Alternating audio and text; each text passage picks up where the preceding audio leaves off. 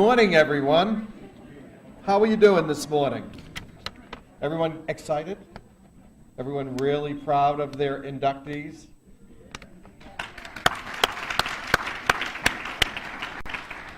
Well, it's an exciting morning for us. My name is Steve Tello. I am a Vice Provost here at the university. I oversee the graduate online continuing education programs. And this is one of those fun events. It's a fun time of year here at the university where we get to celebrate the accomplishments of our students. And so they've asked me to kick it off with a few remarks, and then when I am done, we will go out to the buffet and grab some brunch, right? Brunch. And have a chance to eat a bit. And we have some speakers set up for you, and then we will continue with the ceremony this afternoon, this morning. So welcome. This is the 34th annual Alpha Sigma Lambda Honor Society Investiture Ceremony. That's a mouthful, Amanda. Ceremony at the university. And I really am honored to be asked to welcome you and your families and friends to the event this morning. Clearly, you are all here because of your dedication, the hard work, and your determination that you've applied in both your academic and your professional life. So we're really excited to celebrate with you this morning. So what I'd like to do, and what we'd like to do, is take a little time to acknowledge your success and also to thank the people that have helped you to get this far. So Alpha Sigma Lambda is an honor society. It was established in 1946 at Northwestern University, specifically to recognize the superior scholarship and leadership among adult students. There are many honor societies for undergraduate, traditional undergrads within the undergrad structure, but this particular honor society is specifically established to honor adults who decide to return and continue their education. ASL is the oldest honor society dedicated to a chapter-based honor society dedicated to adult learners, and it's hosted at over 300 colleges and universities across the country. So those of you being inducted today are being inducted into a very large and supportive family. So at UMass Lowell, we really believe it's important to honor and recognize our adult students. Many, if not the majority, of UMass Lowell students work while attending college. In fact, I was talking to this table here, even our traditional 18 to 22-year-olds, 80% of them work while they're going to school. And I think when you have to work while you're going to school, it brings an additional value to that education because you know you're balancing many different commitments. You may be balancing family commitments, work commitments, professional responsibilities, and those are real challenges, and we know they're challenges, and we try to structure our programs in ways that are flexible. That's why we have our online program.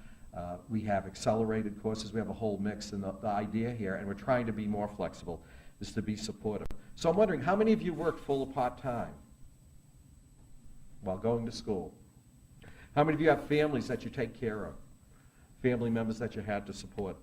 How many of you face some challenge? I know I did. But still, right? Still, you managed to get through this program. So you persevered, you moved forward, you found a way to not only continue your professional education, but you all excelled at that, right? This is not just a club. This is a society that you're inducted into because of your high-level achievement. So we're all very proud of you. There's a term I use quite often. In fact, some of my staff are probably tired of hearing it. But when I think about UMass Lowell, we're a bootstrap institution. So what do I mean by this? I mean we find a way of getting things done regardless of the resources at hand. So bootstrap's a very common term. Another hat I wear, I oversee an entrepreneurship program and startup incubators and such, so I work a bit in that space. So it's a very common term in the venture capital community, and it basically means that when you start a company, you don't have the resources you need to get it off the ground, so you bootstrap it.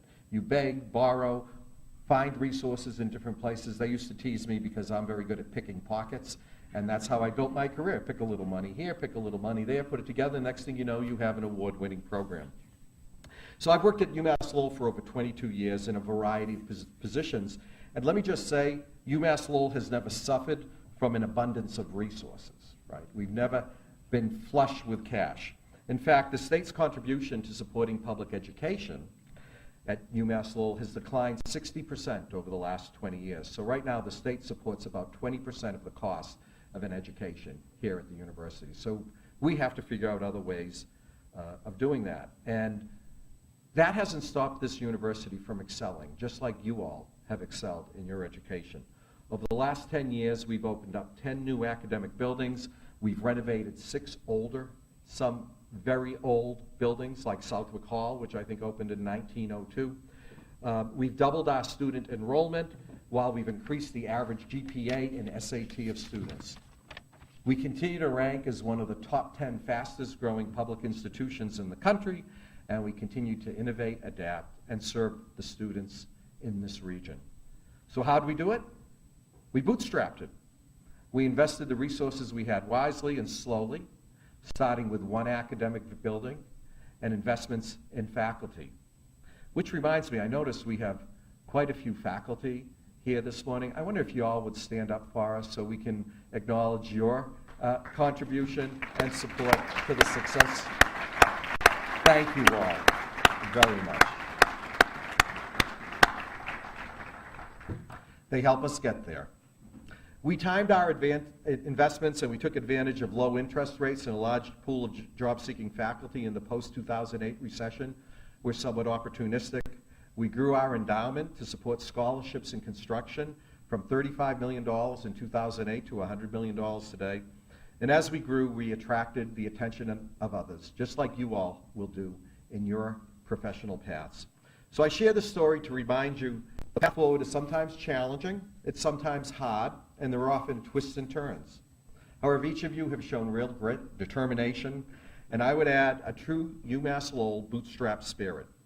You each figured out how to move your professional lives forward through education, and you're here today because you have excelled. So on behalf of Chancellor Jacqueline Maloney and the University of Massachusetts Lowell, I want to congratulate each of you, thank your families and friends for their support and encouragement, and wish you each continued educational and professional success. I hope you enjoy the ceremony, and I would be remiss if I did not say you may now go to the buffet. Thank you very much.